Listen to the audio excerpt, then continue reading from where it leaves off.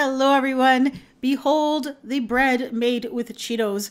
I found this idea on Emmy Made in Japan's Facebook page. She shared a link where somebody made this and I had to give it a try. So here we go. Let's see what's cooking. It's time for yoyomax12. You'll need two kinds of Cheetos for this recipe, the puffs as well as the crunchy Cheetos. Take some Cheetos puffs and crush them up. I'm using a little food processor until it's fine crumbs. And you'll need about 1.5 cups of crumbs for this recipe. Then in a second bowl, place 1 cup of milk, 1 egg yolk.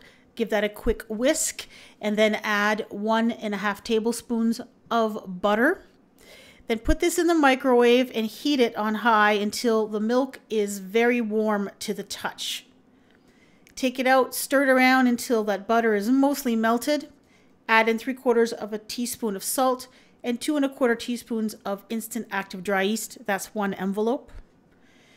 Whisk that together until the yeast is dissolved. And then add in 1 cup of those Cheetos Puffs crumbs. Give it a stir and you get a glorious shade of orange as a result.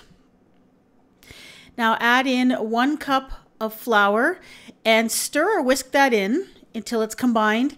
And then you're going to add additional flour a little bit at a time until when you're stirring that dough around in the bowl, the dough starts to detach from the sides of the bowl and kind of chase the spoon around the bowl a little bit.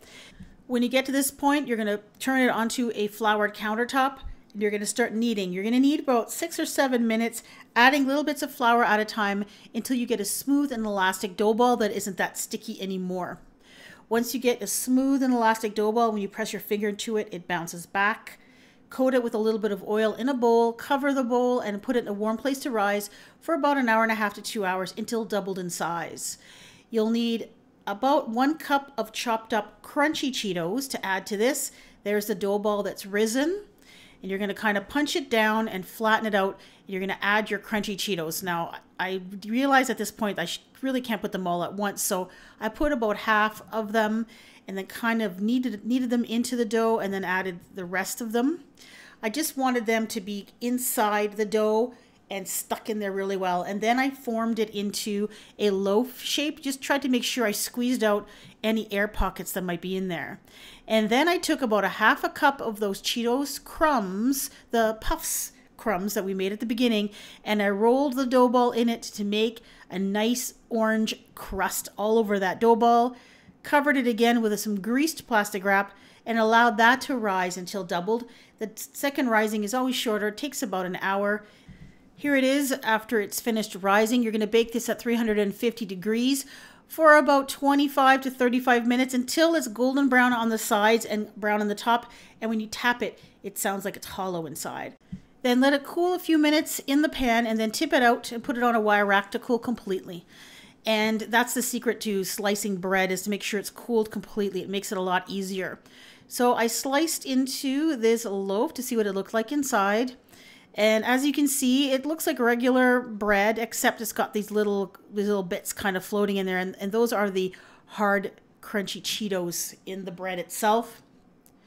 The crust is really nice because the Cheetos Puffs crumbs on the outside of the bread actually stay quite orange on the outside. So it makes a very interesting colored loaf. The inside of the loaf is not quite as orange. It's got a light orange color to it. Flavor-wise, it tastes like regular bread with just a tiny bit of cheese flavor to it. You have those crunchy Cheetos that kind of add some texture in the bread. These ones I didn't really enjoy very much. The crunchy Cheetos inside, they don't stay crunchy. They stay kind of hard and chewy, so it's a little bit weird. This bread makes fantastic toast. You toast it and put some butter on it, and it's just delicious right on its own. Hope you give this one a try. Thanks so much for watching. Don't forget to subscribe and to click that bell notification so you will know when I post a new video. And while you're here, why don't you check out one of my other bread recipes. Bye-bye.